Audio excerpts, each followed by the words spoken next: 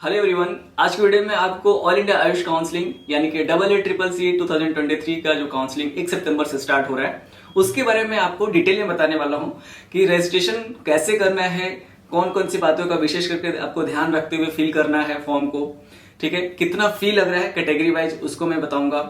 Upgradation पूरे counselling में कितना बार कोई करा सकता है, फ्री एग्जिट कितना बार ले सकते हो। ठीक है, और साथ साथ जितने भी राउंड्स होंगे उसके लिए क्या क्या एलिजिबिलिटी है, सिक्योरिटी मनी किसका रिफंड नहीं होगा आपके द्वारा अगर कोई मिस्टेक होता है उस मिस्टेक को भी बताऊंगा कि अगर वो मिस्टेक करते हो काउंसलिंग में आपका सिक्योरिटी मनी फॉरफिट हो जाएगी, वो रिफंड नहीं होगा। और कुछ ऐसे भी पॉइंट्स लास्ट में बताऊंगा इस वीडियो में कि अगर आपने वो मिस्टेक कर दिया तो आप ऑल इंडिया की काउंसलिंग से तो बाहर होंगे ही होंगे, साथ साथ आप स्टेट के भी काउंसलिंग से आप बाहर हो जाएंगे। इसलिए उन सभी पॉइंट्स को इस वीडियो में ध्यान से आप देख लेना, उसके बाद ही काउंसलिंग में पार्टिसिपेट करना 1 सितंबर से। ठीक, मैं Anurag Kushwaha, BMS final year student, NIT Jaipur Rajasthan. देखिए, सबसे पहले मैं आपको काउंसलिंग के एक जनरल जितने भी पॉइंट्स हैं समझने के लिए वो पहले मैं बता देता हूं। देखो, ये काउंसलिंग ऑनलाइन मोड में होगा, 4 राउंड में कंप्लीट होगा। First round, second round, third round और stay vacancy round. Third round को मॉपअप राउंड ही बोलेंगे। ये सभी राउंड ऑनलाइन होगा, ये ऑफलाइन कहीं से भी फॉर्म फिल नहीं होगा, इस बात का ध्यान रखना। दूसरी बात, इस काउंसलिंग में आपको जो कॉलेज पार्टिसिपेट कर रहे हैं जिसके लिए काउंसलिंग हो रहा है, गवर्नमेंट एडेड यानी कि सेमी गवर्नमेंट, डीम्ड यूनिवर्सिटी और नेशनल इंस्टीट्यूट या सेंट्रल यूनिवर्सिटी जैसे कि बीएचयू, एनआईटी जयपुर और आईटीआर जामनगर, ये सभी सेंट्रल यूनिवर्सिटी में आएंगे। ये डीम्ड यूनिवर्सिटी नहीं है, सेंट्रल यूनिवर्सिटी। डीम्ड यूनिवर्सिटी का अलग कोटा होता है जिसका काउंसलिंग फी भी ज्यादा होता है, वो मैं आगे में आपको बताऊंगा। ये काउंसलिंग जो ऑल इंडिया का काउंसलिंग जो हो रहा है, मतलब इसमें प्राइवेट को कवर नहीं किया गया, यानी जितने भी प्राइवेट कॉलेज हैं उनके लिए स्टेट काउंसलिंग से ही ऑल इंडिया लेवल के लिए और स्टेट लेवल के लिए, दोनों के लिए स्टेट ऑर्गेनाइज करेगा।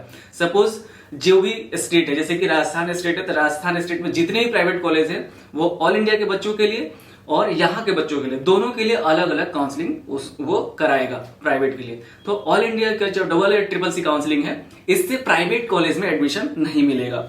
कोई भी कैंडिडेट इस काउंसलिंग में एक बार ही रजिस्ट्रेशन कर सकता है अगर कोई मिस्टेक नहीं करता है तो। मतलब आगे मैं बताऊंगा कि कई बार ऐसा है कि अगर आप अलॉट हो जाता है सीट और आप एडमिशन नहीं लोगे तो आपका सिक्योरिटी मनी, रजिस्ट्रेशन फीस सब कुछ फॉरफिट हो जाएगी। आपको दोबारा से फी पेमेंट करके उसके बाद ही आपको नेक्स्ट राउंड में पार्टिसिपेट करोगे, तो वो मैं आपको नेक्स्ट अभी आगे बताऊंगा। नेक्स्ट इंपॉर्टेंट पॉइंट है कि अगर आप स्टे वैकेंसी राउंड में अगर किसी को पार्टिसिपेट करना है तो उसको फर्स्ट, सेकेंड, थर्ड राउंड में रजिस्ट्रेशन करना पड़ेगा। अगर इन तीनों राउंड में जिसका रजिस्ट्रेशन है वही स्टे वैकेंसी राउंड में पार्टिसिपेट कर पाएगा, क्योंकि स्टे वैकेंसी के लिए न्यू रजिस्ट्रेशन ओपन नहीं होगा, यानी कि पहले से जो रजिस्टर्ड कैंडिडेट है वही स्टे वैकेंसी राउंड में पार्टिसिपेट कर सकते हैं। रजिस्ट्रेशन करते टाइम आपको कौन कौन से बात का ध्यान रखना है वो मैं बता देता हूं। देखो, जो भी आप नीट में इंफॉर्मेशन फिल किए हो वही आपको रजिस्ट्रेशन करते टाइम, मतलब कि काउंसलिंग का रजिस्ट्रेशन करते टाइम, चाहे वो AACCC का हो चाहे स्टेट का हो, वही इंफॉर्मेशन फिल करना है आपको। ऑल इंडिया आयुष काउंसलिंग में यानी कि AACCC काउंसलिंग में कोई भी डॉक्यूमेंट अपलोड नहीं करना है। जो भी डॉक्यूमेंट रिक्वायर्ड होगा, वो कौन कौन से डॉक्यूमेंट रिक्वायर्ड होंगे वो मैं आगे में बताऊंगा, लेकिन रजिस्ट्रेशन करते टाइम आपको कोई भी डॉक्यूमेंट अपलोड नहीं करना है। अब मैं आपको ऑल इंडिया आयुष काउंसलिंग यानी कि AACCC काउंसलिंग का जो रजिस्ट्रेशन फी है और सिक्योरिटी मनी कितना कैटेगरी वाइज लग रहा है उसको मैं बता देता हूं।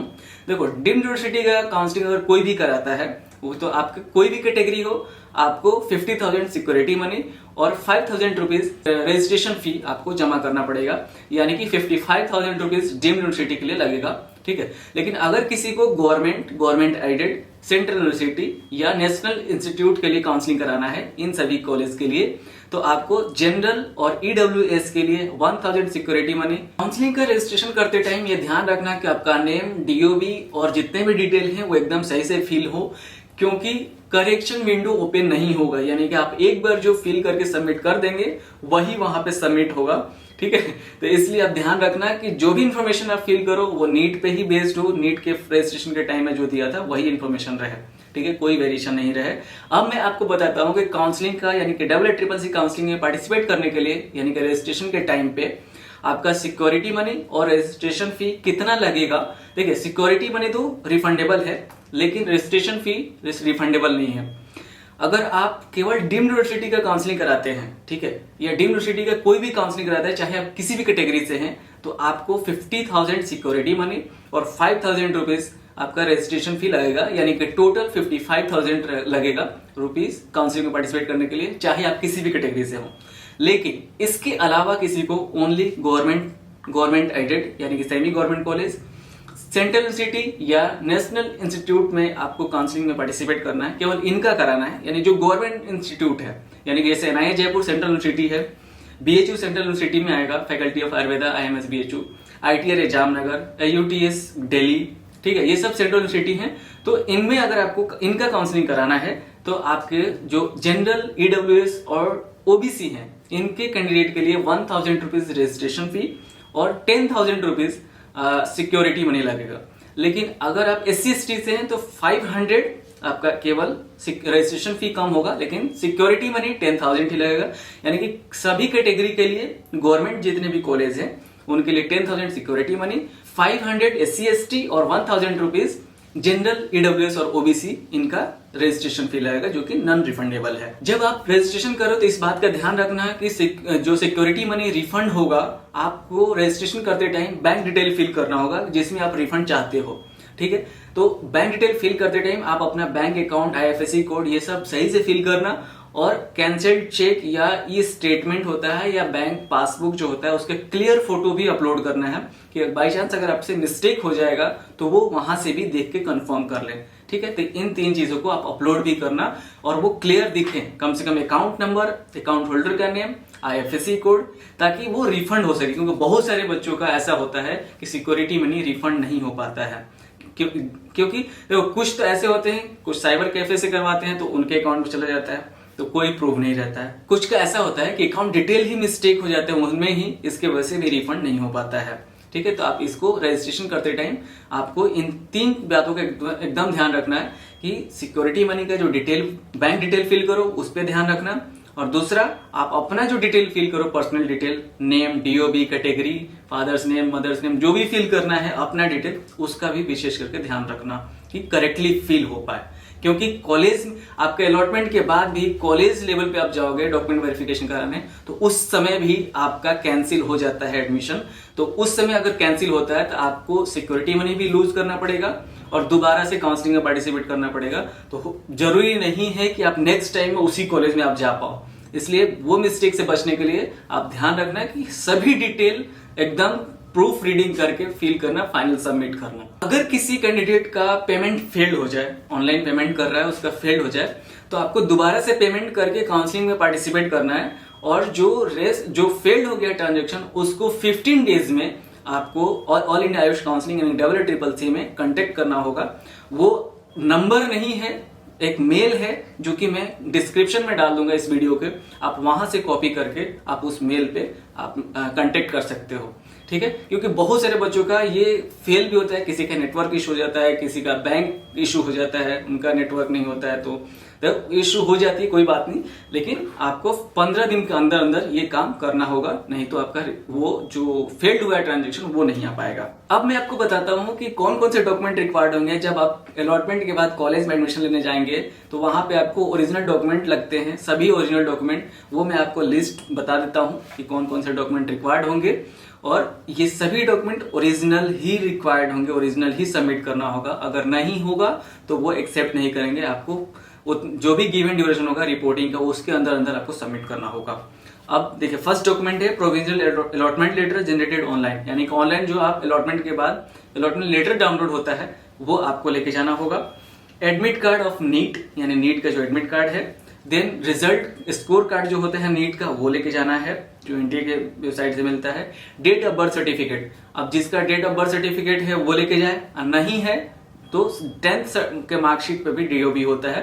अगर जिसके 10th में नहीं है DOB तो फिर उसको सर्टिफिकेट देना पड़ेगा, बर्थ सर्टिफिकेट। नेक्स्ट डॉक्यूमेंट है class 10th passing certificate and marksheet. Then है क्लास 12th का पासिंग सर्टिफिकेट और marksheet. 8 passport size photo required है, वैसे ही जैसे आप काउंसलिंग में जो भी फोटो अपलोड करेंगे, चाहे वो नीट से ही ले लेगा तो नीट में जो भी आपने अपलोड किया है वही फोटो आपको रखना है। नेक्स्ट जो है प्रूफ ऑफ आइडेंटिटी, यानी कि आधार कार्ड हो गया, पैन कार्ड हो गया, डीएल ड्राइविंग लाइसेंस हो गया, पासपोर्ट हो गया, ये आप प्रूफ ऑफ आइडेंटिटी के फॉर्म में आप दिखा सकते हैं। मेडिकल फिटनेस सर्टिफिकेट, आप किसी भी रजिस्टर्ड मेडिकल जो प्रैक्टिशनर हैं उनसे आप ये सर्टिफिकेट बनवा सकते हैं। फॉर्मेट में इस अपने YouTube चैनल के कम्युनिटी में डाल दूंगा, आप वहां से उस फॉर्मेट को देख सकते हो और आप बनवा सकते हैं। ठीक है, ये मेडिकल सर्टिफिकेट खुद ही बना के लेके जाना है। नेक्स्ट डॉक्यूमेंट है transfer certificate from the last studied जो क्लास है, यानी कि जो 12th से अगर आ रहे हैं तो 12th क्लास का टीसी चाहिए। ठीक है, ट्रांसफर सर्टिफिकेट चाहिए। और अगर कोई ग्रेजुएशन कर रहा था, ग्रेजुएट होके आ रहा है, तो उसको ग्रेजुएशन का टीसी लगेगा, उसको वो देना होगा।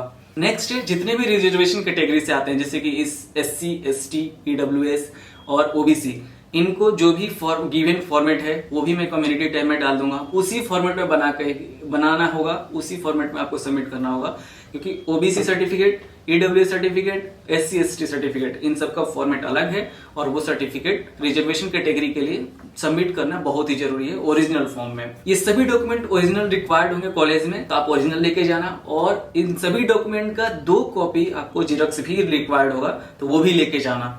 ऑल इंडिया आयुष काउंसलिंग के एडमिशन में जब आप कॉलेज में रिपोर्ट करेंगे तो वहां पे डोमिसाइल सर्टिफिकेट देने की कोई जरूरत नहीं है, क्योंकि ऑल इंडिया की जो एडमिशन है वो डोमिसाइल फ्री है। आप किसी भी स्टेट में जाकर के आप एडमिशन ले सकते हैं, इसलिए डोमिसाइल की नीड नहीं पड़ेगी, नीड नहीं है। अगर किसी के पास डोमिसाइल नहीं बना है तो कोई चिंता की बात नहीं है, डोमिसाइल कोई आपसे नहीं मांगेगा।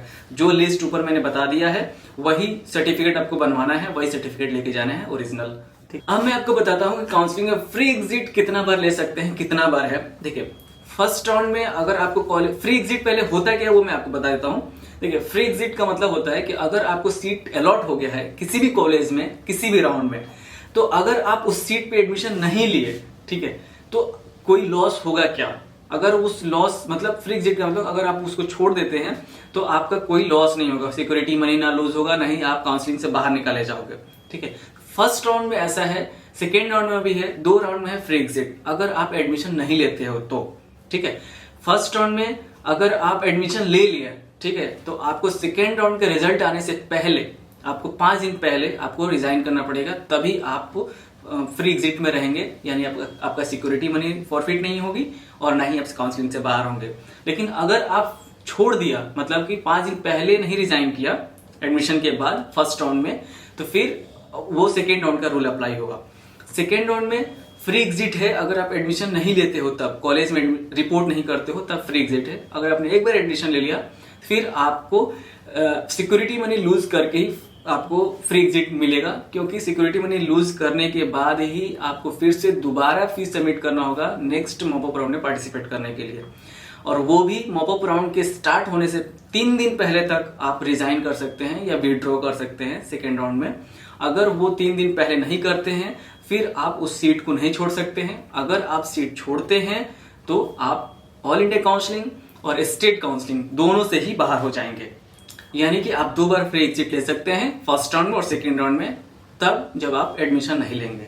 ठीक है, अलॉट होने के बाद एडमिशन नहीं लिए तो कोई दिक्कत नहीं होगी। उसमें आपको अपग्रेडेशन के बारे में बता देता हूँ कि अपग्रेडेशन कैसे करना है, कितना बार करा सकते हैं। देखिए, अपग्रेडेशन 2 बार होगा, फर्स्ट राउंड से सेकेंड राउंड में और सेकेंड राउंड से मॉपअप राउंड यानी कि थर्ड राउंड। मॉपअप से स्टे वैकेंसी राउंड में कोई अपग्रेडेशन नहीं होगा, मॉपअप तक आप टर्मिनेट हो जाएंगे। जिसको भी एडमिशन मिल गया है मॉपअप तक, अपग्रेडेशन एडमिशन के बाद ही होती है, यानी कि अगर आपको फर्स्ट राउंड में कॉलेज अलॉट हुआ, आपने जाके एडमिशन ले लिया, उसके बाद वहां पे विलिंगनेस शो करना होता है कि हाँ मैं सेकेंड राउंड में पार्टिसिपेट करना चाहता हूँ या चाहती हूँ। ठीक है, तो आपको वहां से अलाउ करेंगे, मतलब जो भी फर्स्ट राउंड में एडमिशन लिया वहां से। ठीक है, तो आप नेक्स्ट राउंड में सिंपली केवल लॉग इन करके चॉइस फिलिंग करना है, जो भी आपको कॉलेज चाहिए उससे बेटर जो भी कॉलेज है उसको चॉइस फिलिंग में डालो। ठीक है, अपग्रेड हो गया तो ठीक, नहीं हुआ तो आपका पहले वाला कॉलेज तो रहेगा।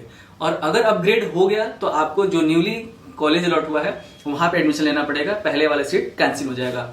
आपको उसके लिए जो फर्स्ट राउंड में एडमिशन लिए हो वहां पे जाकर के रिलीविंग लेटर लेना होगा और अपना डॉक्यूमेंट कलेक्ट करना होगा, तभी आप दूसरे जो नेक्स्ट राउंड में अलॉटेड कॉलेज है अपग्रेडेड सीट पे एडमिशन ले सकते हो। तो फर्स्ट राउंड सेकेंड राउंड में कर सकते हैं, और सेकेंड राउंड में अगर आपने एडमिशन ले रखा है तो आप सेकेंड राउंड से मॉपअप राउंड में भी अपग्रेड करा सकते हो, सेम ऐसे ही। और अगर आपने फर्स्ट राउंड में एडमिशन ले लिया है, सेकेंड राउंड अपग्रेड कराया नहीं हुआ, तो आप फर्स्ट राउंड से मॉपअप राउंड में भी अपग्रेड करा सकते हो, ये भी एलिजिबिलिटी है आपके पास। अगर कोई कैंडिडेट ऐसा है कि उसने फर्स्ट राउंड में एडमिशन लेते टाइम बोल दिया कि विलिंगनेस शो कर दिया कि मुझे नेक्स्ट राउंड में पार्टिसिपेट करना है या अपग्रेड कराना है, लेकिन उसका मूड चेंज हो गया, बाद में वो चाहता है कि नहीं जो सीट में एडमिशन ले लिया फर्स्ट राउंड में वहीं रह जाए, तो सिंपल है, आप नेक्स्ट राउंड में यानी कि जो सेकेंड राउंड होगा उसमें आप चॉइस फिलिंग ही मत करो, तो आपको कोई दिक्कत नहीं होगी। आराम से आपका जो फर्स्ट राउंड का या प्रीवियस राउंड का जो भी कॉलेज है वो आप उसी कॉलेज में रह जाएंगे। अब मैं आपको बताता हूँ कि कौन कौन से ऐसे मिस्टेक हैं, अगर आप वो करते हो तो आप ऑल इंडिया आयुष काउंसलिंग और स्टेट काउंसलिंग दोनों से ही बाहर हो सकते हो, यानी इस साल आपका एडमिशन नहीं हो पाएगा।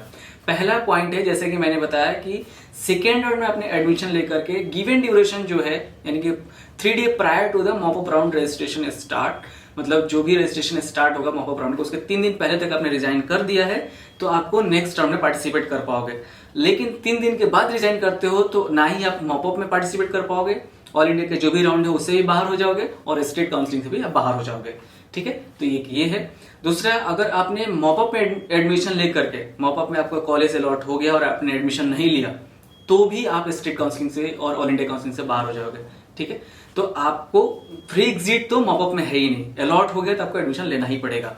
स्टे वैकेंसी राउंड में भी अगर किसी को कॉलेज अलॉट हो गया और वो एडमिशन नहीं लेता है तब भी वो स्टेट काउंसलिंग और ऑल इंडिया काउंसलिंग दोनों से भी बाहर हो जाएगा। ये 3 कैटेगरी है जिसमें आप मतलब पूरे काउंसलिंग से बाहर हो जाओगे, आपका एडमिशन इस साल कहीं पे भी नहीं हो पाएगा।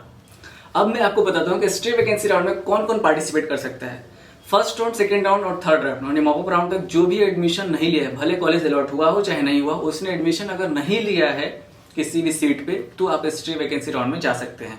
जैसे मैंने पहले ही बताया कि अगर आपका पहले से रजिस्ट्रेशन है यानी कि first round, second round, third round में आपने पार्टिसिपेट किया है तभी आप स्टे वैकेंसी राउंड में आ सकते हो।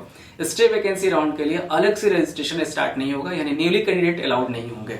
ये सभी इंपॉर्टेंट पॉइंट्स को आपको ध्यान रखना है रजिस्ट्रेशन के टाइम पे, और आगे जो भी फर्दर राउंड्स होंगे उनके भी, और नेक्स्ट जैसे भी राउंड कंप्लीट होते जाएगा उसके अकॉर्डिंग जो भी रूल्स हैं चेंजेस होंगे, चाहे जो भी इंपॉर्टेंट पॉइंट्स है उनको सेपरेटली मैं अपलोड करूंगा न्यू वीडियो में। ठीक है, इस वीडियो में जो भी रजिस्ट्रेशन से रिलेटेड था और जो भी इंपॉर्टेंट पॉइंट्स थे, क्योंकि ये मिस्टेक्स अगर हो जाते हैं ना फिर पूरे काउंसलिंग में रिपेंट ही होता है, उसका कुछ इलाज नहीं हो पाता है। ठीक है, तो आप इन सभी पॉइंट्स को बहुत सही तरीके से समझ के ही आप काउंसलिंग में पार्टिसिपेट करना।